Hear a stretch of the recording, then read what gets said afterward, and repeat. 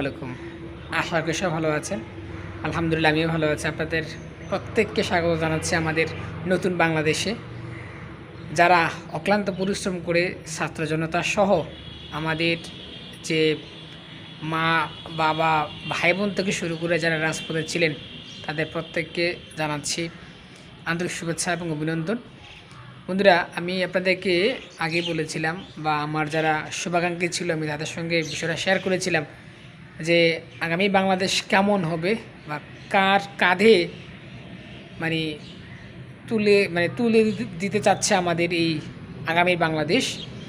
তো সেখানে আমি খুব আমার একজন দূরদর্শিতা বলা চলে, আমি আমার সেই দিক বিবেচনা করে আমি বলছিলাম আমার শুভাকাঙ্ক্ষী যারা ছিল তাদের সঙ্গে যে যদি আমাদের এরকম একটা নতুন একটা সূর্য ওঠে তাহলে ওই সূর্য ওঠার পরে আমাদের যে নতুন বাংলাদেশ গড়ে তোলা হবে, ওই বাংলাদেশের নেতৃত্ব কাঁধে তুলে দেবে আমাদের তারুণ্য সমাজ।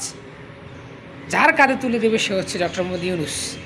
এটা আমি তখনই আমার যা শুভাকাঙ্ক্ষী ছিল তাদের সঙ্গে আমি আলোচনা করছিলাম, বলছিলাম যে আমাদের পরবর্তীতে জাতির এই ক্রান্তি লগ্নে এই যে ক্রাইসিসের মুভমেন্টে যেই সবচেয়ে বেশি এগিয়ে আসবে সে হচ্ছে আমাদের ডক্টর মোহাম্মদ ইউনূস স্যার।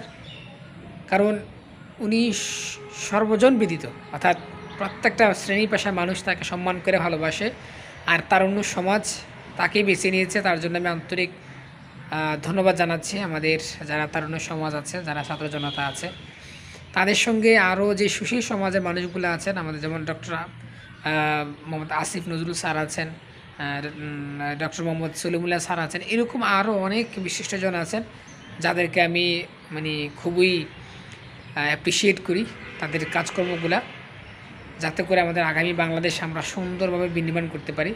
তবে এতটুকু বলে যেতে বলতে চাই আপনাদেরকে যে আসলে আমরা যেরকম বাংলাদেশ দেখতে চেয়েছি সেরকম বাংলাদেশ আমরা খুব শীঘ্রই আমরা দেখতে পাবো। আর আরেকটা বিষয় হলো যে আসলে এই সরকার পতন হওয়ার পরে যে জিনিসটা সবচেয়ে বেশি আমার কষ্ট দিয়েছে সেটা হচ্ছে উনি তো ক্ষমতা ছেড়েই দিয়েছেন, পদত্যাগ করেছেন, কিন্তু এই পদত্যাগ করার আগে তিনি যে কর্মকাণ্ডগুলো করে গেছেন এগুলা জাতি সারা জীবন মনে রাখবে। এই ফ্যাসিস্ট সরকারকে আমি গত আপনার ভিডিওতে দেখলাম যে আমাদের সংসদ ভবনের পাশে অসংখ্য পরিমাণ আমাদের ছাত্র ভাইদেরকে মেরে তাদেরকে মাটি চাপা দেওয়া হয়েছে। আর আপনারা হয়তো বা অনেকে আপনার এই ভিডিওতে দেখবেন বা অনেকে দেখেছেন যে আসলে কি পরিমাণ হত্যাযোগ্য কাণ্ড তিনি চালাই গেছেন। আমার মনে হয় পাকিস্তানি বর্বরতাকেও হার মেনে গেছে। তা আমরা এটা অবশ্যই এটা বিচার চাইব, কারণ এটার বিচার যদি না হয় এই বাংলার জমিনে আসলে এটা কোনো ছাত্র জনতা থেকে শুরু করে আমজনতা কেউ এটাকে মেনে নেবে না।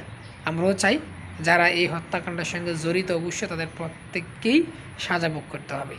তো বন্ধুরা, সব ভালো থাকুন, সুস্থ থাকুন। আর একটা বার্তা আপনাদেরকে দিয়ে শেষ করতে চাই, সেটা হচ্ছে আমাদের যেহেতু বর্তমানে আমরা এখন বিজয় উল্লাস করতেছি, অন্যান্য শ্রেণী পেশার মানুষও বিজয় উল্লাস করতেছে, তার মাঝখান দিয়ে যারা দুষ্কৃতিকারী আছে, সন্ত্রাস নৈরাজ্য যারা ত্রাসের রাজত্ব করতে চায়, কায়েম করতে চায়, তারা কিন্তু বসে নেই।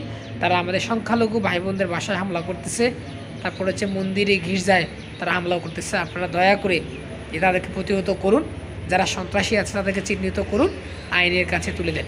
আর আমাদের দেশটা যেহেতু আমাদের প্রত্যেকের সবার, আমরা সবাই এটার জানমালের নিরাপত্তায় নিয়োজিত থাকব। সংখ্যালঘু ভাই বোনদেরকে আমরা হেফাজত করব, সংরক্ষণ করব।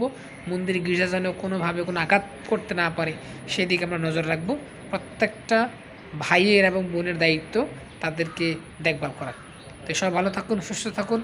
আমাদের আগামী বাংলাদেশ যেন সুন্দর হয়, সাফল্যমণ্ডিত হয়, সে প্রত্যাশা রেখে আজকের মতো এই বিদায় নিচ্ছি। দেখা হচ্ছে পরবর্তী কোনো ভিডিওতে। আল্লাহ হাফিজ, আসসালামু আলাইকুম।